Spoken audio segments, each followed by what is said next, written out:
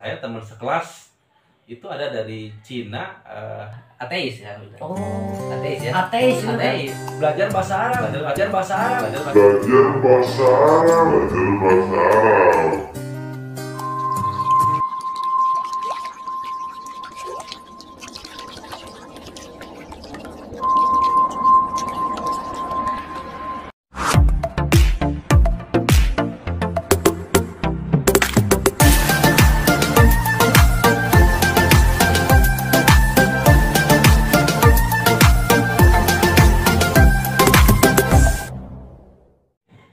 Bismillahirrahmanirrahim. Assalamualaikum warahmatullahi wabarakatuh.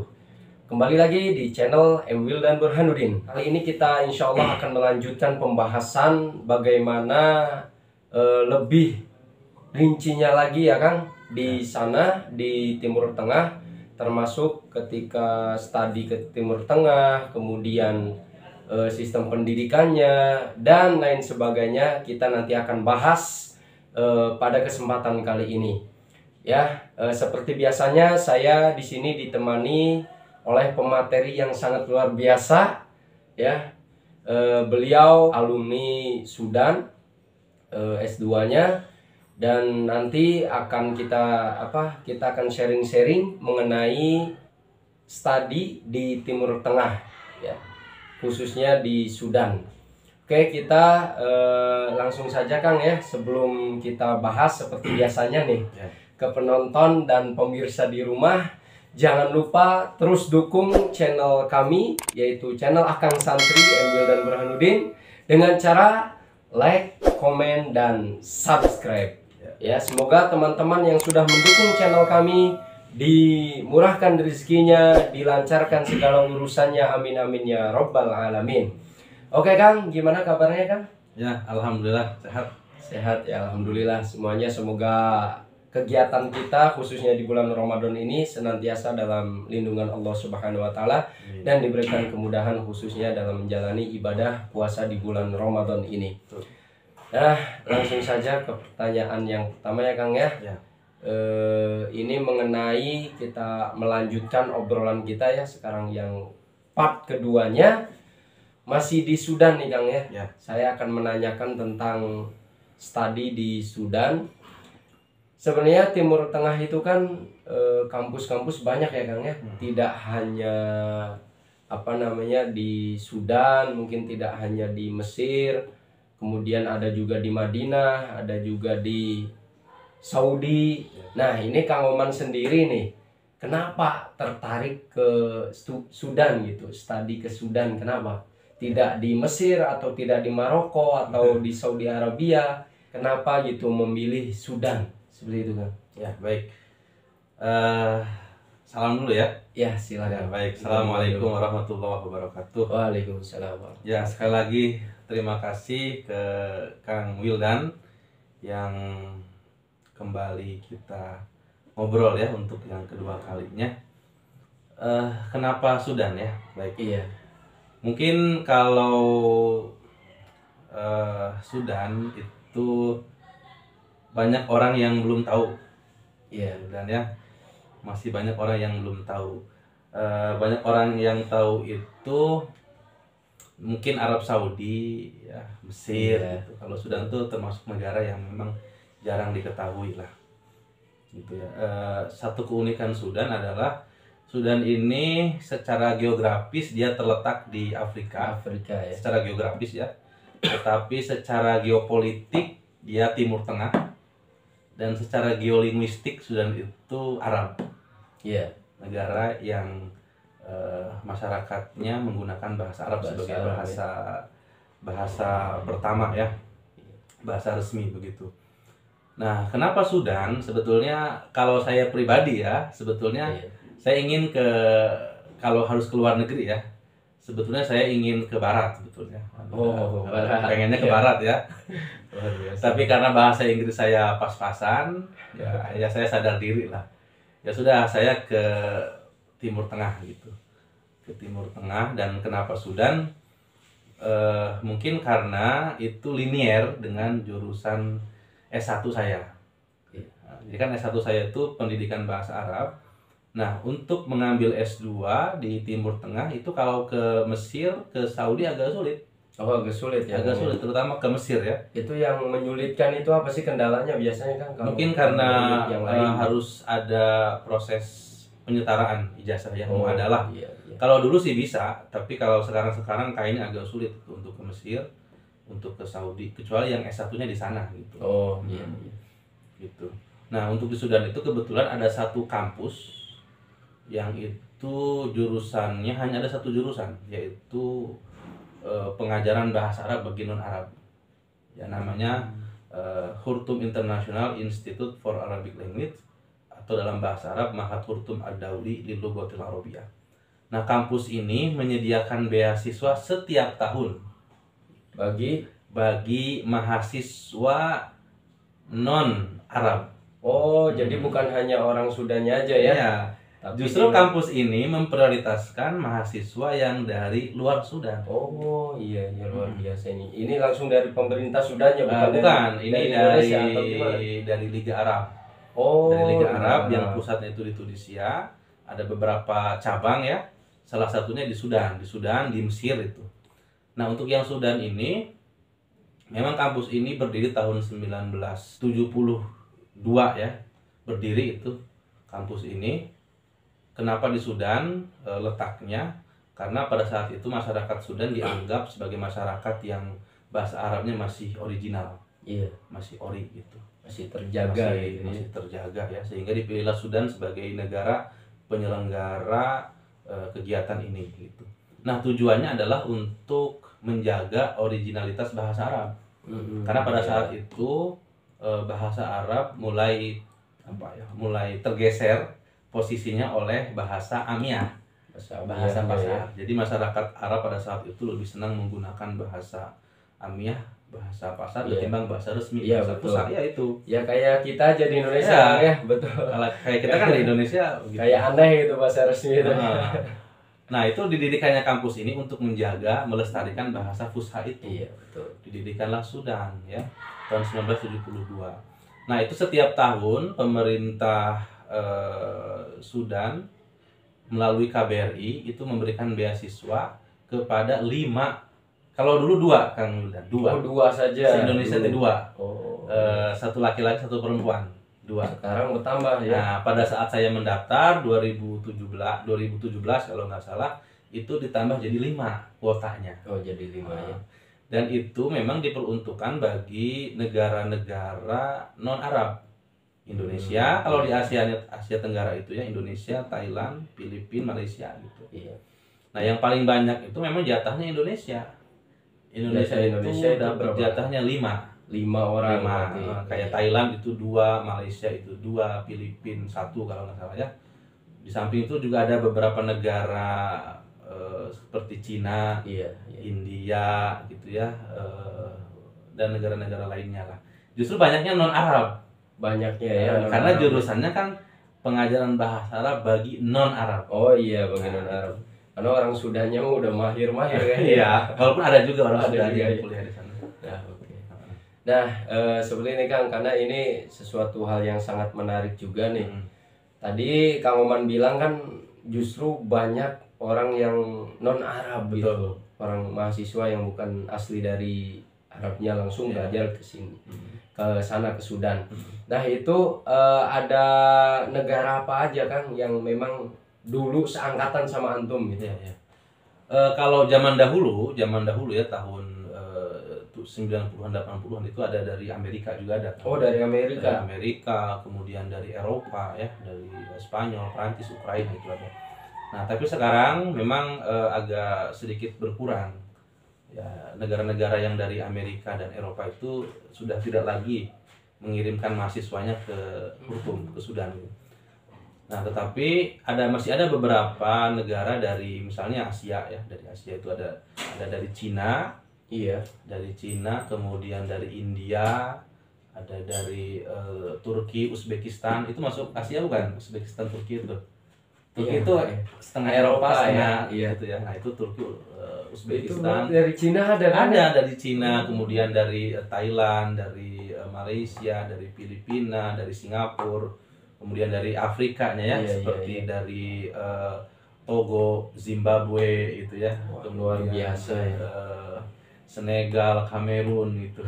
Berarti mereka juga belajar ya bahasa Belajar Arab ya. belajar bahasa Arab. Luar biasa ini teman-teman, sangat menarik sekali ini pembahasannya. Ya. Karena tidak hanya orang Arab yang belajar bahasa Arab itu, tidak hanya orang sananya gitu. Ya. Justru ini yang orang Cina, orang Barat juga ada gitu. Mereka agamanya apa kan? Orang Amerika, Islam. Ada yang non Muslim juga ya. Oh ada yang Muslim juga belajar bahasa Arab. Belajar gitu. bahasa Arab. Seperti ada dulu dari Ukraina itu non Muslim ya. Kemudian yang teman sekelas itu ada dari Cina, ateis ya. Oh, Ateis ya. ateis itu kan Ateis. belajar bahasa Arab. Belajar bahasa Arab. Sedangkan bahasa Arab itu kan identik dengan agama Islam lah ya, Iya. apalagi kan bahasa-bahasa Quran gitu. Betul. Tapi ini ateis belajar bahasa Belajar Arab. bahasa Arab. Jadi biasa bahasa Arab sekali. itu apa ya, ada sekarang sudah bersifat universal Iya. ya. Ada nilai universalitas bahasa Arab begitu. Artinya bahasa Arab tidak hanya dipelajari oleh umat Islam, tetapi juga dipelajari oleh semua umat agama, termasuk orang Kristen, orang ateis ya. Iya, betul. Yang menarik itu ada beberapa teman saya dari Cina itu ateis ya, Itu seangkatan kan? seangkatan. Ya. Perempuan ya ke kelas itu nggak pakai jilbab, nggak pakai kerudung. Nggak pakai kerudung ya? Iya, nggak pakai kerudung. Walaupun di momen-momen tertentu kadang pakai kerudung gitu ya, kadang dilepas, kadang dipakai gitu. Nah, itu kan ini sangat menarik banget nih teman-teman, mengenai tadi ya mahasiswi ya kan, yang dari Cina itu. Ya. Nah, yang mendasari dia untuk belajar bahasa Arab itu alasannya apa gitu? Karena kan isinya sangat jauh banget gitu. Ya. Kalau kita kan istilahnya orang Indonesia, kemudian banyaknya mayoritas Muslim. Ya salah satu tujuannya kan untuk memahami ayat Al-Quran itu salah satunya. Nah ini ateis gitu. Dia itu tujuannya untuk apa belajar bahasa Arab Ya. gitu? Kalau di Indonesia pada umumnya memang orientasi belajar bahasa Arab itu untuk orientasi teologis ya. Iya betul. Orientasi teologis memahami agama gitu. Walaupun juga ada yang memang untuk orientasi akademik dan lain sebagainya banyak. Nah bagi mereka orang-orang Cina lah. Iya betul. Saya pernah ngobrol itu dengan beberapa teman dari mereka ya. Kenapa mereka belajar bahasa Arab? Memang untuk tujuan bisnis, tujuan ekonomi ya, li agrod iktisodiyah gitu. Ya, tujuan itu. Jadi bisnis dengan orang Negara-negara Arab ya. Dengan Qatar, Iya, dengan iya. Saudi gitu kan. Itu kan butuh translator ya, butuh Iya, betul. orang yang bisa menerjemahkan gitu, yang bisa menghubungkan komunikasi antara orang Arab dengan orang Cina gitu. Iya. Apalagi kan negara-negara Arab kan luar biasa Iya. ya, secara ekonomi itu Qatar, Uni Emirat betul Arab dan sekali. Saudi Arabia gitu. Nah ini jadi teman-teman jangan gengsi ya. Betul. Yang jurusan bahasa Arab itu jangan gengsi, jangan malu. Justru kita bangga. Bayangkan orang Cina saja yang yang tidak beragama ya, artinya ateis gitu. Dia ada keinginan untuk belajar bahasa Arab. Nah itu di kelas bagaimana Kang? Atau ketinggalankah pelajaran? Karena kan Cina ya, sangat jauh beda gitu. Itu ketika dosen menyampaikan mata kuliah, dia paham atau tidak? Kemudian di kelas apa tertinggal atau gimana Ya. itu? Saya sempat heran juga ya, kagum lah. Iya. Jadi kan kalau kita belajar bahasa Arab itu dari SD kemudian ya. Iya, betul. Dari belajar Iqra. Iya, Jadi betul. ketika kita belajar Iqra sebetulnya kita sudah belajar bahasa Arab gitu. Iya. Itu bagian daripada bahasa ya, Iqra itu membaca Al-Qur'an itu. Nah, mereka rata-rata belajar bahasa Arab itu di sana. Oh, jadi spontan aja. Iya, gitu jadi di sana. ada yang 3 tahun, ada yang 4 tahun gitu. Walaupun ada juga yang memang belajar bahasa Arab dari SMP, SMA-nya Iya. ya, tapi sedikit lah. Kebanyakan mulai dari sana mereka itu. Nah, ketika di sana apa yang mereka lakukan? Jadi seperti contoh ya, teman saya itu ada bukan teman, maaf, kakak kelas. Iya. Dia itu terpilih sebagai mahasiswi lulusan terbaik mahasiswa asing, kategori mahasiswa asing. Iya. Dari mana tuh? Dari Cina. Oh, dari Cina. Iya. Ya? Namanya itu Tishin. Tishin tapi dipanggil Hanan ya. Oh, Hanan. Hanan Itu itu nama Islamnya nama, kayak. nama yang diberikan oleh dosen di sana. Iya, iya. Nanti ada foto saya dengan Ini ya. boleh lah kita tunjukkan ya fotonya. Ada pidato dia juga ketika Oh. jadi sambutan sebagai mahasiswa terbaik. Mahasiswa lulusan terbaik. Iya, untuk kategori mahasiswa asing ya. Oh, iya iya. Hebatnya dia berhasil mengalahkan mahasiswa dari Indonesia, Indonesia. Malaysia ya yang lama belajar bahasa Arab. Iya itu. Nah, apa yang mereka lakukan? Jadi mereka itu belajarnya gila-gilaan kamu. Ya, ketika kita mungkin yang sudah lama belajar bahasa Arab itu jalan, mereka itu lari. Hari ya. Nah, akhirnya yang jalan ini kebalap kan? Betul. Gitu. Itu begitu. Makanya saya penasaran juga dengan satu adagium Arab yang menyatakan utlubul ilma walau Walau bisin gitu ya. Benar-benar Tuntutlah sekali ilmu benar. walau ke negeri Cina. Iya. Kenapa gitu? Iya. Di Cina. Kalau kita perhatikan ya Cina ini kita belajar dari Cina. Misalkan Cina itu untuk olahraga lah, bulu tangkis merajai ya. Iya, betul. Juara apa namanya Sudirman itu selalu dikuasai oleh Cina. Bahkan teknologi sekarang Teknologi Olimpiade. Olimpiade kan antara Cina dan Amerika saja itu. Kalau nggak Cina ya Amerika. Gitu ya. Sampai dalam bidang bahasa Arab pun ya, mereka mampu menguasai gitu. Betul. Dalam bidang bahasa Arab pun yang itu sebetulnya Luar biasa. menjadi wilayah wilayah keunggulan dari umat Islam lah ya. Iya, Gitu. iya. Betul. Itu mereka menguasai. Tapi itu benar itu ateis kan? Ateis. Sampai lulus pun dia tidak ada ketertarikan gitu untuk Enggak. lebih dalam lagi enggak gitu ya. Enggak. Ketika sambutan dia nggak pakai kerudung, ada video itu tidak pakai Iya, kerudung ya. Nah gitu, dia termasuk yang memang belajarnya gila-gilaan ya. Pagi siang sore itu saya lihat di perpus baca gitu. Walaupun ada juga sebagian teman-teman Cina yang memang ya agak males lah ya. Iya. Yang kalau dosen ngejelasin dia dengerin pakai Musik. pakai musik gitu. Ada juga yang begitu. Ya enggak semua lah. Iya, betul. Nah, ini teman-teman, wah sangat menarik sekali ya. Perbincangan kita pada kali ini luar biasa ya. Jadi bahasa Arab bukan hanya dipelajari oleh kita saja umat Islam, tapi ada juga yang tadi ateis belajar bahasa Arab ya, tadi orientasinya untuk bisnis ya Kang ya, dan hubungan-hubungan internasional dengan negara-negara Arab khususnya. Nah, ya, katanya di Timur Tengah, nggak tahu nih di Sudan itu ada semacam istilahnya kalau di kita skripsian gitu, tesis itu ada tetap di Timur Tengah itu. Ini ya agak berbeda mungkin di beberapa negara. Seperti Mesir itu memang tidak ada skripsi.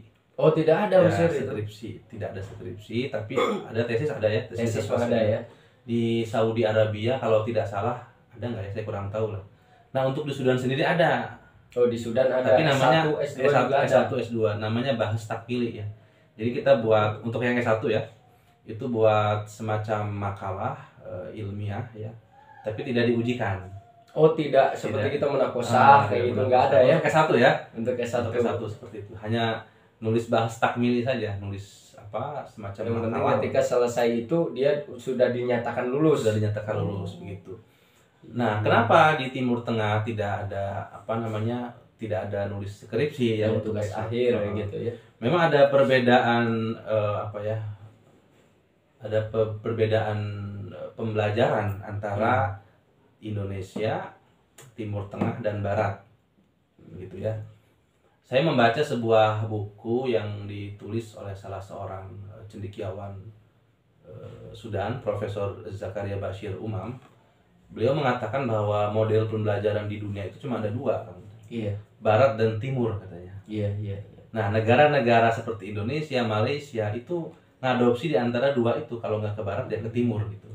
Nah, apa perbedaannya? Katanya kalau di Barat itu lebih menekankan pada an-naqdu wa tahlil wa naqdu, analisis dan kritik. Iya, Di Barat ya. Di Barat itu ya. Di Barat. Kalau di Timur lebih kepada anak lu wal hifdu. Iya. Jadi menyadur dan menghafal. Iya. hafalan kalau Hafalan di ya, tekstual, textbook kalau di Timur Tengah gitu. Nah di Indonesia sendiri saya kira menurut Zakaria Bashir Umam ya, itu beberapa negara seperti Indonesia, Malaysia itu mengadopsi sistem Barat. Sistem Barat di Ya, Indonesia itu ya. Indonesia. Misalnya dalam pembelajaran itu di Barat kan ada pembelajaran, sudah mulai ada diskusi, Iya, ada betul, presentasi, betul, betul. nulis makalah. Iya, iya. Nah yang itu tidak ada di Timur. Tidak ada di Timur Nah, itu. Karena kan di Barat lebih ditekankan pada analisis kritik ya. Betul, betul. Sedangkan di Timur lebih kepada hafalan. Iya. Nah di Timur tidak ada. Kalau di Timur lebih kepada teacher center. Nah, itu kalau ujian gimana? Teacher center kan? Kalau ujian itu tidak ada. Oh ada. Oh, ada ujian tetap ya. Malah lebih ketat, Nah, kalau di S1 mungkin untuk diskusi itu agak jarang ya, diskusi. Iya. Misalkan teman-teman S1 diskusi kayak di Indonesia gitu. Ada presentasi buat makalah itu agak jarang untuk S1. Iya, iya. Tapi kalau S2 Sering, sering. Diskusi itu sudah ada. Nah, untuk ujian bagaimana? Nah, justru ujian di Timur Tengah itu lebih lebih seram. Seram lagi ya. Lebih seram. Lebih ekstrim lagi. Lebih ekstrim lah. Nah, saya kan produk itu ya S1 di Indo lah. Iya, iya, iya. S1 di Indo memang agak sedikit nyantai gitu ya. Iya. Agak sedikit nyantai lah karena kan kalau di kita di Indo lebih selain daripada nilai ujian juga memperhatikan nilai proses ya. Iya, betul. Presentasi, nulis makalah dan lain sebagainya. Kalau di sana ya mungkin penilaian itu lebih kepada hasil ujian saja. Gitu, hasil ujian. Sehingga saya memang mengalami shock culture lah. Iya. Awal-awal di sana itu ketika Kaget gitu ya. Kaget ketika di Indo kan saya agak nyantai gitu ya. Jadi besok futsal malam Besok ujian. besok ujian malam masih bisa Iya, futsal bisa gitu ya. main lah, nyantai. Nah di sana nggak bisa itu. Nggak bisa. Nggak bisa. Harus Jadi harus belajar ya malamnya. Belajar harus ada momen minta maaf gitu ya. Jadi biar kita itu ketika ujian teh lepas dari kesalahan dosa kepada orang lain. Iya, betul. Begitu. Termasuk saya itu orang yang ya itu tadi mengalami shock culture ya, kultur yang berbeda gitu. Saya termasuk ya. Indonesia nyantai di sana. Wah, bayangkan aja. Jadi ujian itu satu kelas ya ketika di kultur ya, satu kelas ditunggu diawas ya, diawasi gitu ya, oleh 5-7 pengawas. Satu ruangan itu. Itu ruangan itu ya. Dan jaraknya jauh-jauh ya. Dari sini ke sana agak jauh. Biasa. Gitu ya, dan waktunya berapa jam? 2,5 jam. Iya. 3 jam lah. Sehari satu. Itu kita nggak boleh nyontek gitu. Ketika ada ketahuan yang nyontek itu nggak dipanggil, nggak dimarahin. Iya. Tapi tiba-tiba ketika pengumuman nilai ya, dia nggak dinyatakan tidak lulus. Karena ketahuan misalkan nyontek gitu ya. Nyontek. Dan ada beberapa iya, yang begitu ketahuan ada itu. Jadi ngeri sekali. Luar biasa ya. Jadi harus benar-benar serius, harus ditentukan oleh ujian saja Iya. berarti ya. Berarti gini, kalau kita kan di Indonesia nih kan, perkuliahan ya itu kan harus 75% ya kehadiran. Nah, kalau di luar negeri sendiri gimana? Apakah harus ujian yang penting ujian berhasil, ujian nilainya bagus walaupun itu prosesnya tidak ada atau jarang masuk kelas lah gitu. Itu gimana kalau di sana adakah absensi lah, pengabsenan kayak gitu nggak ada? Kalau di Mesir ya, Iya. beberapa cerita dari teman itu memang tidak ada. Oh, di Mesir, Tidak ada. ada. Jadi yang penting ikut ujian. Tidak apa-apa, tidak masuk kelas, tapi yang penting masuk ujian. Nah, mereka pada kemana? Mereka itu kan pada talaki ya, Iya. pada ngaji di luar gitu, di luar, Halakoh gitu ya. gitu. Dan itu yang sebetulnya yang membuat mereka lebih matang. Nah, kalau di Sudan sendiri untuk S2 itu ketat, Ketat. Ada ya tetap Ada. ya absensi Untuk itu. yang kampus saya ya, Iya. tempat saya kuliah itu ada absensi, itu ada. Jadi bahkan kita itu kuliah dari Senin sampai Jumat Full banget seperti ya. satu berarti. lagi. Dari pagi itu kan. Di sana mulainya itu bukan pagi. Oh. Jadi jam 9. Oh, jam 9 Iya. mulai perkuliahan Pagi itu jam 9. Oh, Jadi pagi itu. jadi nggak ada kuliah mulai jam 7. Jam 7, jam 6 berapa, apalagi nggak ya. ada. Jam 9 mulainya itu. Jam 9 Lagi sampai jam jam 3. Oh, luar biasa. Berarti itu rata ya jam 9 itu Rata-rata baru jam 9. mulai kampus baru buka lah Baru istilahnya buka. ya. Semua sekolah, semua lah. Itu jam 9 dulu Wah, luar biasa. Nah, itulah teman-teman ya. Cuma silakan Kang diminum dulu Oh, nih, iya, biar siap. tegang nih. Ya, betul. Karena kan judulnya ngopi, jadi kita harus ngopi dulu. Bismillah. Ya. Nah, ini sangat seru sekali teman-teman. Bincang-bincang kali ini mengenai studi di Timur Tengah, apalagi tadi ya ada pembicaraan mengenai orang non-Arab bahkan non-Islam atau ateis yang mempelajari bahasa Arab. Ini sangat luar biasa ya. Jadi bahasa Arab sekarang mah sudah menjadi konsumsi semua ya Kang ya. Tidak hanya universal. orang Islam ya, universal. Jadi tidak hanya orang Islam. Kita juga sebagai apa ya, mahasiswa Indonesia yang apa, pecinta bahasa Arab, jangan merasa minder gitu. Apalagi ada bahasa, wah saya mah terjebak. Terjebak masuk PBA itu, terjebak masuk bahasa Arab itu, jangan. Tapi justru kita harus bangga gitu. Siapa tahu kan Kang ya, kedepannya kita bisa bekerja sama dengan apa namanya, negara-negara Arab. Betul. Nah ini kebanyakan nih Kang nih, mengenai setelah lulus ya, setelah lulus dari Timur Tengah ini, kira-kira dari teman-teman Kang Oman atau senior-senior itu mereka terjun kemana ketika balik lagi ke sini? Atau memang bekerja di sana melanjutkan gitu? Yang dari Indo atau dari Yang mana? dari Indo, Yang dari Indo rata-rata sih kembali ke Indo ya, ke Iya. negara. Itu ya kebanyakan sih jadi apa namanya, dosen ya. dosen ya. Dosen. Kemudian ada yang juga Mendirikan mendirikan yayasan. yayasan, ada yang ke sekolah lah, intinya mau mengajar gitu. Iya. Tapi ada juga yang apa namanya, di bidang yang lain ya, ada juga gitu, bukan Mereka travel haji umroh ya, wah itu sangat menjanjikan Nah, teman-teman. kalau teman-teman ingin tahu ya, itu ada Profesor D. Hidayat. Oh iya Guru besar UIN iya. Jakarta. Iya betul. Itu alumni Hurtum pertama itu. Oh Beliau itu Iya, orang iya. orang Indonesia pertama yang kuliah di sana.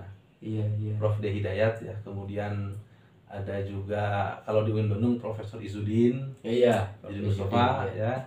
Kemudian yang ketua IMLA Prof. Tulus ya. Mustafa Iya. ya, itu juga dari Hurtum. Luar Banyak biasa. ya. Iya. Gitu. Jadi alumni Timur Tengah ketika pulang lagi ke negaranya masing-masing itu luar biasa, berpengaruh banget untuk kemajuan negara kita khususnya dalam bidang keilmuan ya Kang ya. Mungkin itu saja dulu Kang ya. Bincang-bincang pada malam hari ini, mudah-mudahan bermanfaat sekali lagi. Amin. Bagi teman-teman yang ingin mengetahui lebih dalam lagi informasi mengenai beasiswa ke Timur Tengah, nanti kita cantumkan saja IG-nya Kang Oman ya. Antum bisa tanya-tanya saja langsung kepada beliau yang lebih mengetahui, bahkan lebih berpengalaman, pernah studi di Timur Tengah. Itu ya teman-teman ya. Sekali lagi jangan lupa dukung terus channel kami di channel Akang Santri, M. Wildan Burhanuddin, dengan cara like, komen, dan subscribe. Mudah-mudahan bermanfaat video ini. Syukron. Wassalamualaikum warahmatullahi wabarakatuh. Hatur nuhun Kang. Ya, sami-sami.